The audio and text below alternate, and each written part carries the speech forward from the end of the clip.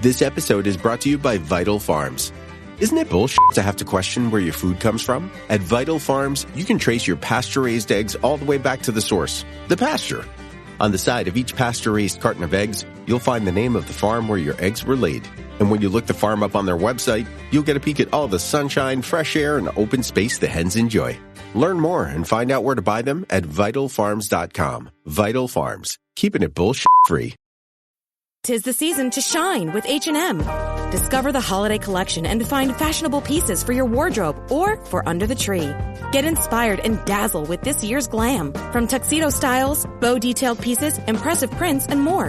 From unforgettable looks to unforgettable gifts. With fashion finds to home decor, find it all at H&M. Treat your loved ones and yourself this season. Shop in-store or at hm.com.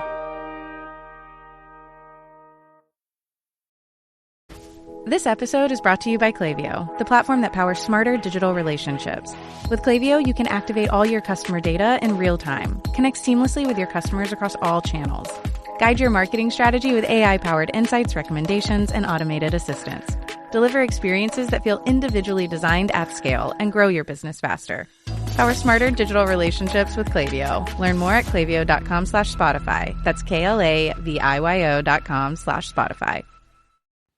Welcome to the Human Capital Innovations Podcast. We're your source for personal, professional, and organizational growth and development, where we share original research, explore industry trends, and interview executives and thought leaders from across the globe. We hope you join us often for practitioner-oriented content around all things related to leadership, HR, talent management, organizational development, and change management. Maximize your personal and organizational potential with Human Capital Innovations Podcast. Do you enjoy the Human Capital Innovations Podcast? Please subscribe, leave a review, comment, share, and consider supporting the podcast on Patreon, even at the producer and sponsorship levels.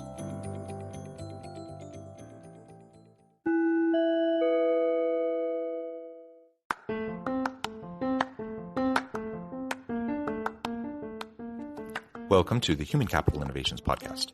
In this HCI podcast episode, I talk with Janet Mertens about the new report out from the Josh Bersin Company, The Definitive Guide to Recruiting Human-Centered Talent Acquisition.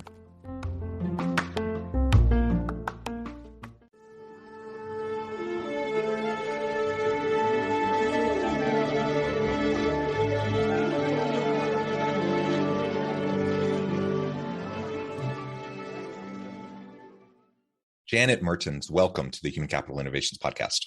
Hello, John. Thank you for having me. I'm delighted to be here. It is a pleasure to be with you. You're joining us from Toronto, Canada. I'm south of Salt Lake City in Utah. And today we're going to be talking about a recent report out from the Josh Bersin Company titled The Definitive Guide to Recruiting Human-Centered Talent Acquisition. I love everything in this space, so it's going to be a super fun conversation. I'll share your bio here in just a minute. But as the VP of research for the Josh Bersin Company, of course, you're heavily involved in all of these research endeavors and dissemination. So it really is a pleasure and an honor to have you on the podcast today to be able to talk more about this research. As we get started, I wanted to share Janet's bio with everyone. As I mentioned, Janet Mertens is VP of research at the Josh Bersin Company and is an experienced talent leader exploring next-gen people practices. She has spent 20 years designing strategies that transform work in healthcare, education, banking, and public sector organizations around the world. Empowering people to do their best work is her passion. And right now she's thinking about business transformation, technology, and work, healthy organizations, and the job market. And I could go on and on and on about your illustrious background and career, but I'll pause there, give you a chance to chime in. Anything else you would like to share with listeners about your background or personal context before we start talking about the report? No, John, I think you hit all the notes. I am just thrilled to be here, and I'm looking forward to chatting about this topic that I know is so close to your heart and to mine. Yeah, wonderful, wonderful.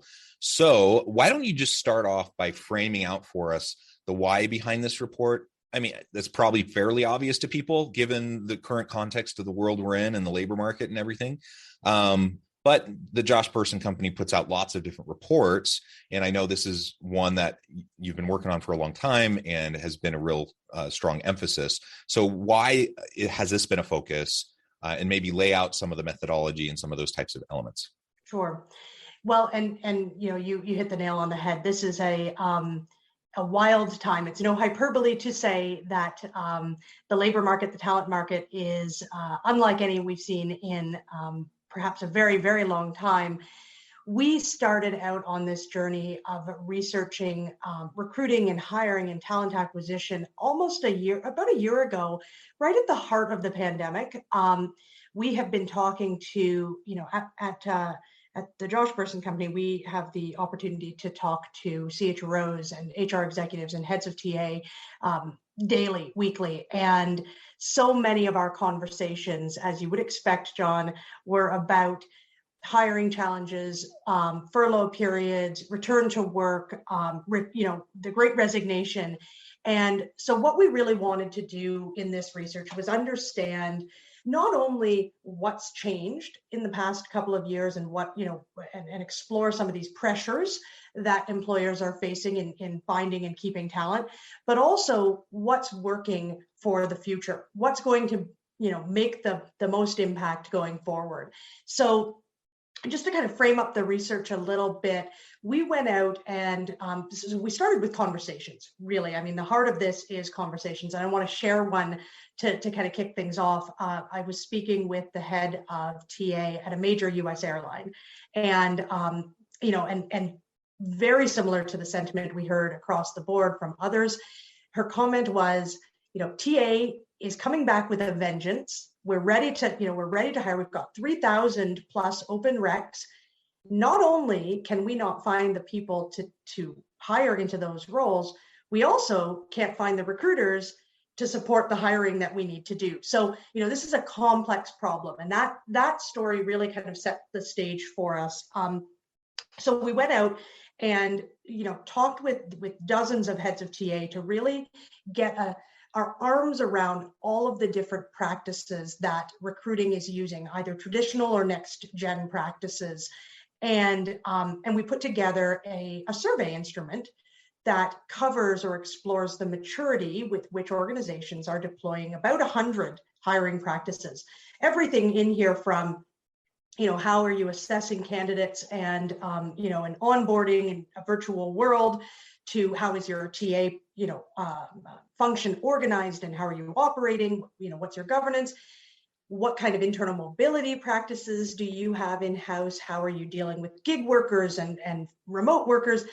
Really ran the gamut of practices. And so we surveyed about 600 companies for this research. We actually did the analysis on around 400 or so companies. We really wanted to focus on the challenges of companies with 500 or more employees. So this is based on about, close to 500 companies total. And, we did two things, John, with this research. One is, hey, let's look at what the maturity is today of TA as a function, as a domain. How is it situated in the business? And then let's look at which practices actually make a difference and who's doing them well. So those are the two aspects of the research. Yeah, fantastic. Thank you for that background and that overview. And yeah, having a combination of these conversations and interviews coupled with a survey instrument and data analysis, so that you can have a multifaceted mixed methods approach, I think it's always super helpful. It's interesting. Obviously, finding talent to fill roles is a challenge. You mentioned even finding recruiters to help with the process of finding the talent is a real challenge. So this is multi-layered, and organizations are grappling with it at every layer. And in other podcasts and in other reports from the Josh Burson company, you've talked about different approaches to attracting and retaining good talent, creating a nice culture, innovation, all those sorts of things. All of that contributes to it. But ultimately, we do have to be able to focus in on TA to better understand how to do it. You mentioned that there are some things that are actually working quite well that came out of the research. Maybe we can start there. I like to be positive. So what's working that we can continue doing or continuing to innovate on, and then we can start to get into some of those things that perhaps aren't working, and we need to be more agile and able to shift into the demands of the future of work. Sure, absolutely. Well, and I love let's start with the good news, right? So one of the things that we found that just really popped in this study was the story about brand and EVP. So as we started the research and then really dug into the data, we found an overwhelming number of companies are focused on brand, and it's not surprising given what we've been through in the last couple of years. Companies have, and even 10 years before that, right? The disruptions have been nonstop.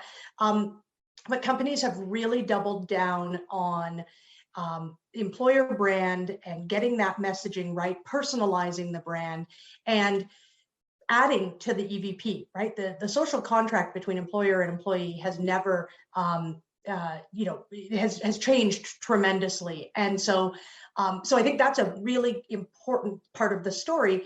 And the really good news is it's also one of the biggest areas or drivers of impact across not just talent outcomes, hiring people, keeping great people, engaging them, but also across business outcomes like financial performance and innovation and customer satisfaction. So when your brand is crystal clear and consistent and authentic, it's making a huge difference. Now, I'll shift the story a little bit, John, if you'll let me, and say that it is a good news story to know that companies are focused on it. I think it was the number one element in our research that companies are prioritizing. However, as we dug deeper, there is an opportunity here, I think, to really sharpen the tool belt and the tool set, I think, around brand.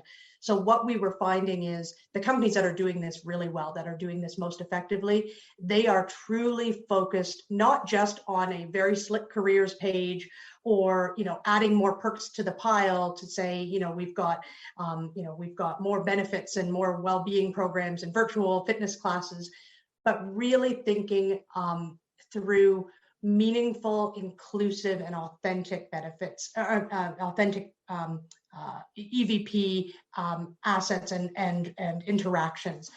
And what we say in the report, John, is look, candidates and employees are not just looking for a job now, right? They are looking for a career, for a future. And so the companies that are doing this right are thinking more broadly about the EVP and the brand and making sure that they are not afraid to tell the good, the bad, and the ugly story. And they are really actively filling in with growth and opportunities for development, linking jobs to purpose, not just within the company and the impact you make on the company, but the impact you make on society, on the world, on the environment, because that is what employees are looking for.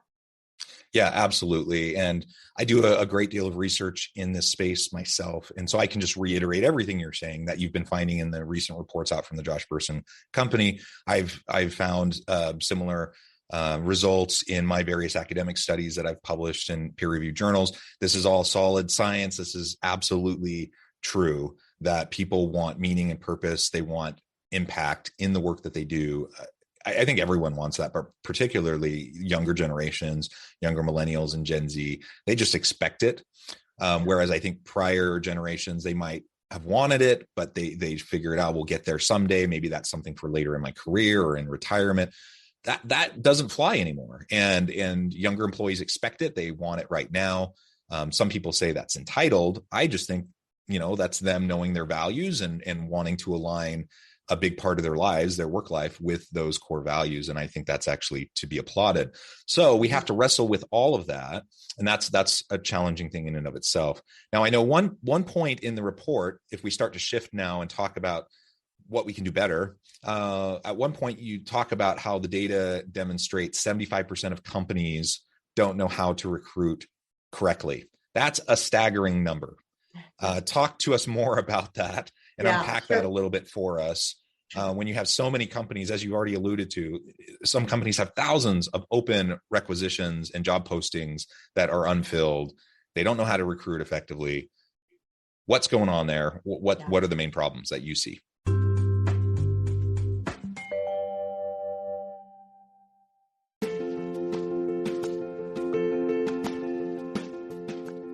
Check out my new book, The Future Leader, Creating and Transforming Next-Gen Organizations.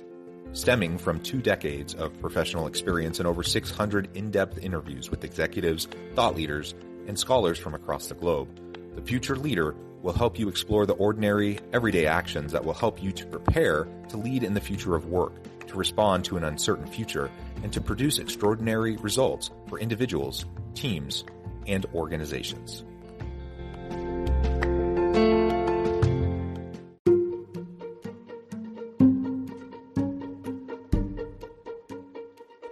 Welcome to the Human Capital Innovations Academy. Courses, micro-credentials, and certificates to upskill and reskill for the future of work. All HCI Academy courses, micro-credentials, and certificates are designed, developed, and delivered by award-winning and internationally renowned scholars, educators, thought leaders, executives, and practitioners. Our courses, micro-credentials, and certificates will help you make your mark on the future of work and make an immediate impact in your organizations. Check out the HCI Academy and our many course offerings and certificates to upskill and reskill for the future of work.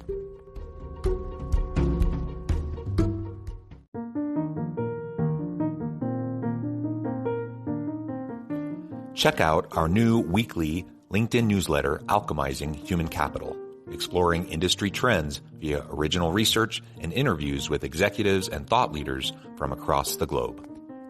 We look forward to having you join us.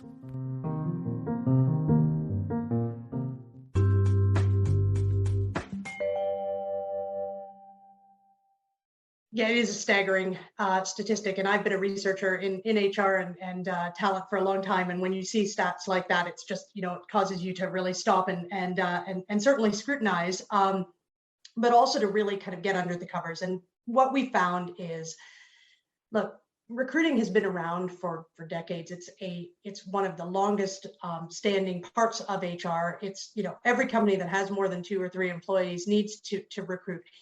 What we found is so much of what's happening right now is a bit additive, right? So companies are reacting. We saw it in our healthy organization research with well-being as companies tried to, sort of strived to take care of their employees and add more benefits to the pile. The same thing is happening in recruiting. We saw the, explosion of virtual hiring tools and onboarding and interview tools and interview intelligence. What the 25%, that cream of the crop, the pioneers are doing is they're taking a pause. They are stopping and being very intentional now about what they have and how to address the human element of recruiting. And at the end of the day, hiring is a human to human process. It is not transactional. It is a relationship. And so a couple of examples that I'll share with you of companies who are doing this really well. So McDonald's is a great example. We talk about McDonald's in the research, and I love their story because they truly are one of our North Star, our level 4 companies. We call them creative and human-centered. And what McDonald's has done has been astounding. They have incredible volumes for hiring, over 1 million restaurant employees or frontline workers every year in the U.S. alone. So huge numbers. That's a challenge in and of itself. But on top of that, they are also grappling with a set of hiring managers who effectively are not HR. They are, and recruiters, they are not HR. They are restaurant managers, restaurant owners and operators all across the country who are, juggling, wearing many hats. So they were really struggling with their solution. It was very fragmented. There wasn't good, consistency across the board. And what McDonald's did was went out and co-designed a brand new solution. They were not afraid to sort of blow up their ATS, and they custom designed collaboratively, I should say, designed an entirely new lightweight solution with their owners and operators and candidates in mind. So they really designed it for those irresistible experiences. And what they came up with was a solution that is a chatbot. So they really applied technology very precisely to allow a candidate to apply for a job and be scheduled for an interview in the time it takes to drive through a drive-through. And because they designed it with the owners and operators who were ultimately the recruiters and hiring managers, the uptake was something like 98%. So, these companies that are doing this well are leading the way, and we have a lot that we can learn. And that's what I think we're going to unpack today. Yeah. So let's get more into that human-centered talent acquisition component. That's the subtitle to this report. And, I like how audacious, the report is with the definitive guide of recruiting, go big or go home. Right. So I think that's good. That's great. And then you already honed in a little bit on the idea that this has got to be human centered.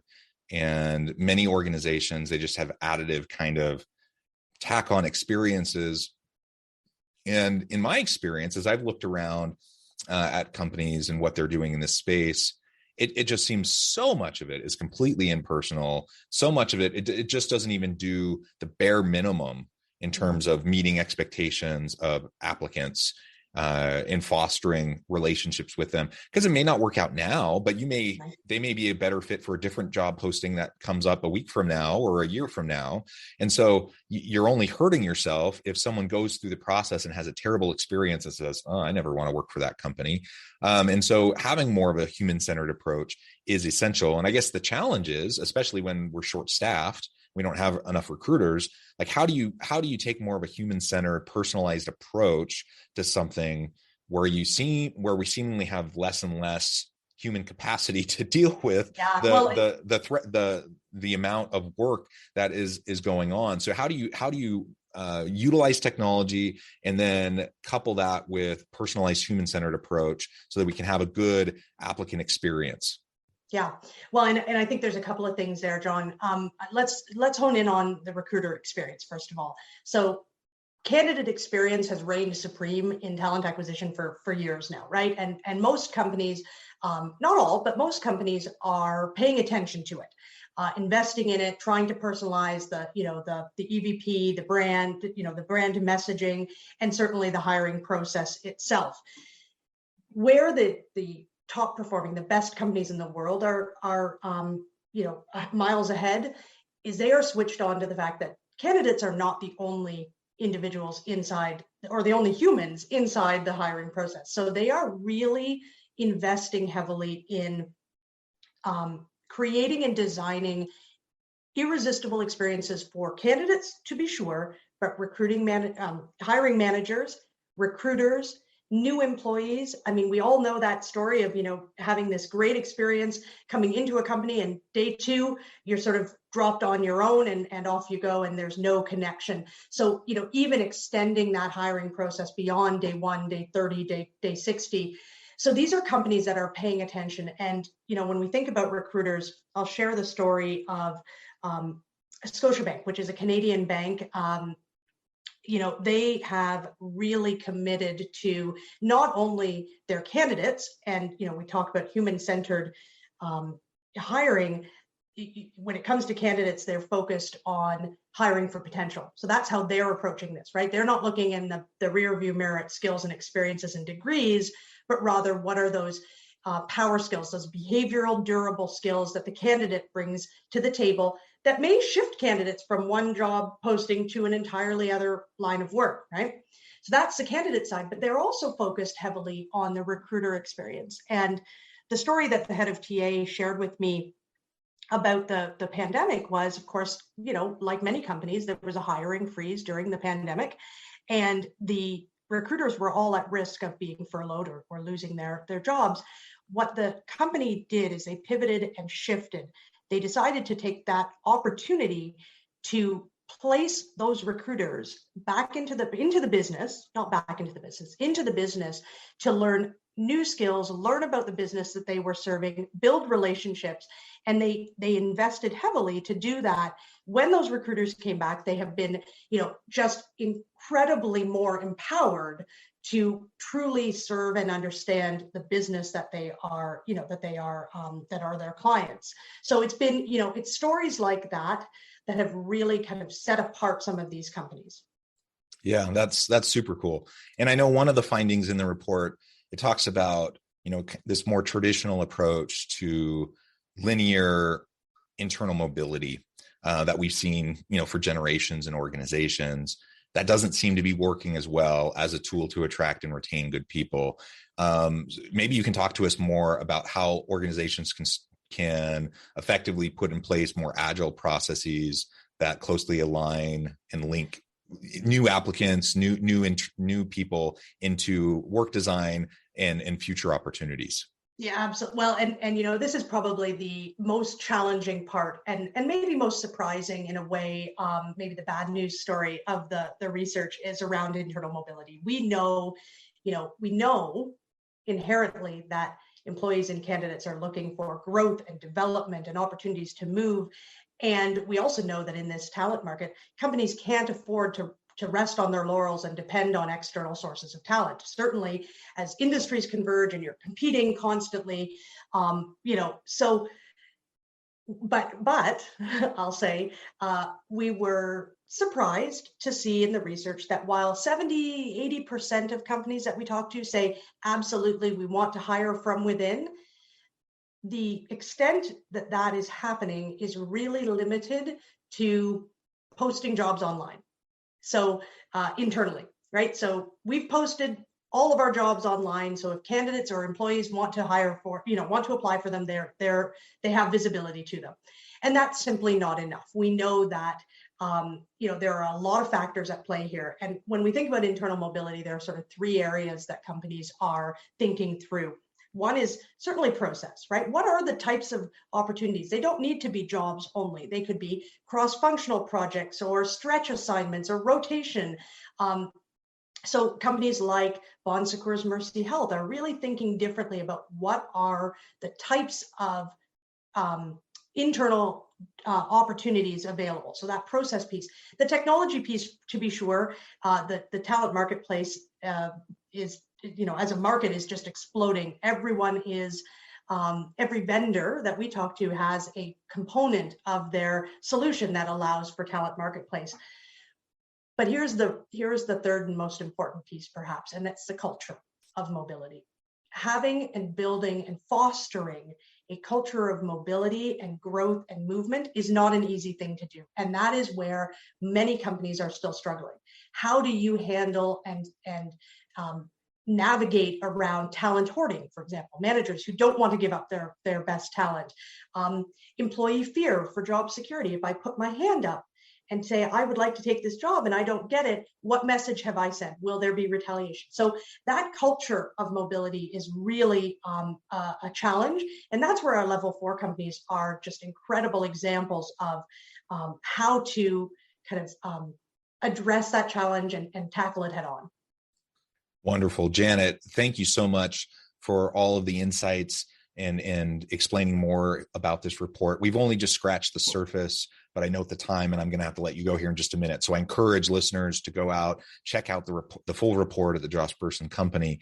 And there's so many other great resources there as well. I can't recommend it enough. Before we wrap up for today, I just wanted to give you a minute to share with listeners how they can connect with you, where they can find this report and others, and then give us the last word on the topic for today. Great. Thank you, John. Well, it's been a pleasure to join you. This is, as you say, we've just scratched the surface. There's a lot to unpack here. I am more than happy to say that our report findings can be downloaded from the joshbersin.com website, so folks can go there. I think we'll have that link in the text available. The report itself is for members only. If you're interested in finding out a little bit about the Josh Bersin Company membership, you can certainly reach out to us.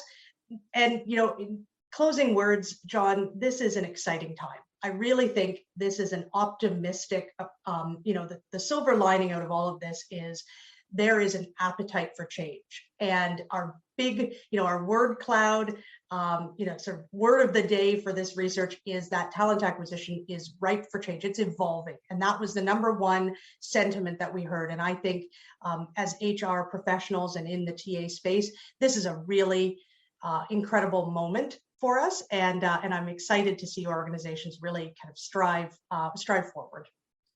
Wonderful. Thank you, Janet. It's been a pleasure. I encourage, again, listeners to reach out, get connected, find out more about what Janet and her team can do for you. Check out the research at the Josh Bersin Company. And as always, I hope everyone can stay healthy and safe, that you can find meaning and purpose at work each and every day. And I hope you all have a great week.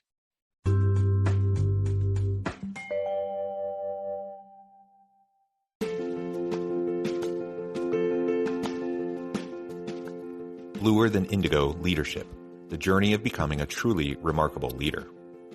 Early in my adult life, I learned about an Asian proverb that translates as bluer than indigo. If you think about the color indigo, it is a brilliant, deep, and vibrant blue, what some would call the bluest of blues. To have something that is bluer than indigo is rare and truly remarkable. Contrary to popular myth, there is no one-size-fits-all or cookie-cutter approach to effective leadership. There is no silver bullet, no secret sauce, no go-to model that will solve all of your problems. The truth is, great leaders have all had their unique strengths and flaws, and have all had to discover and then pave their own distinctive path in their life's journey to fulfill their leadership potential. Bluer Than Indigo Leadership will help you discover your own path and explore those ordinary, everyday actions that will help you respond to an uncertain future and produce extraordinary results for your individuals, teams, and organizations.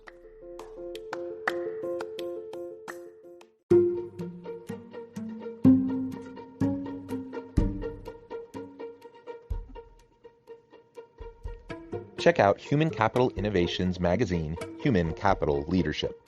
Human Capital Leadership is a free, interactive e-magazine with the mission to help individuals, leaders, and organizations find innovative approaches to maximize their human capital potential. We publish issues quarterly in August, November, February, and May. Take a look at the latest issue and let us know what you think.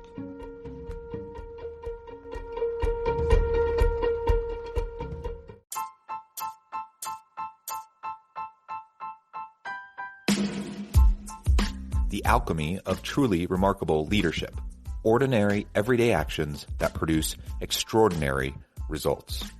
Consider how the nature of work has shifted over the past 50 years.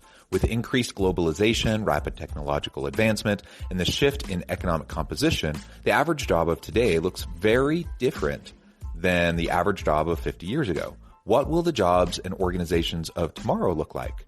Moreover, what does this all mean for organizational leaders? What are the core competencies and capabilities of organizations and their leadership that are prepared for continued disruption and geopolitical and socioeconomic shifts? Regardless of what the future holds, increasingly, leaders need to be socially minded, data-driven, decisive, champions of talent, and disruptors of the traditional notions of leadership, teams, organizations, and work. The alchemy of truly remarkable leadership will help you to explore your own leadership competencies and capabilities and consider ways to apply and implement them into your workplace and personal life.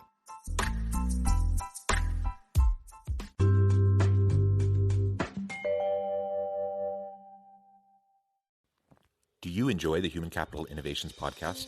Please subscribe, leave a review, comment, share, and consider supporting the podcast on Patreon, even at the producer and sponsorship levels.